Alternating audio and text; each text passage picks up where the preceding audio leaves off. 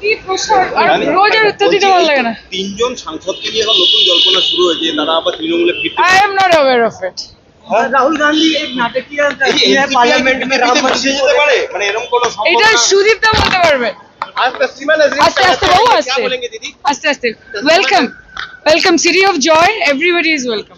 राहुल गांधी को क्या बोलेंगे, वो पार्लियामेंट में इस तरह के नाटकीय राम मंदिर को चंदा लेकर देखिए सेशन तो चल नहीं रहा है, हर दिन हाउस डिस्टर्ब हो रहा है, टैक्स पेयर के पैसे बर्बाद हो रहे हैं। हम अपने क्षेत्र की जो बातें हैं, चाहे वो क्वेश्चन आवर हो या जीरो आवर हो, हम उठा नहीं पा रहे।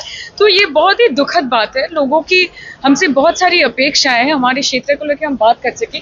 मेरी सिर्फ एक ही रिक्वेस्ट रहेगी कि सदन को चलने दीजिए, बाहर जो करना है कीजिए, लेकिन सदन के अंदर अगर ये ट्रेजरी बेंच का भी काम है कि सदन चलाए, ये विपक्ष का भी काम है कि सदन चले। Thank you. একজন জয়সী মোহাম্মদের জঙ্গি অ্যারেস্ট হয়েছে এবং যেটা এসটিএফ বলছে মুখ্যমন্ত্রীর উপর হামলা ছক ছিল, মুখ্যমন্ত্রীর গতিবিধির উপর নজর রাখছে। ডেফিনেটলি ইনভেস্টিগেশন হওয়া উচিত এবং any threat to the chief minister of West Bengal is a threat to West Bengal.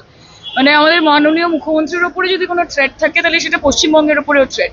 আমি চাইবো যে থারো ইনভেস্টিগেশন হোক, অ্যারেস্ট হয়ে গেছে আপনারা বলছেন, এটার সাথে যদি আরো কোনো ডিপ লিঙ্ক থাকে সেটাও যেন দেখা হয়। The safety of our chief minister is of paramount importance to all.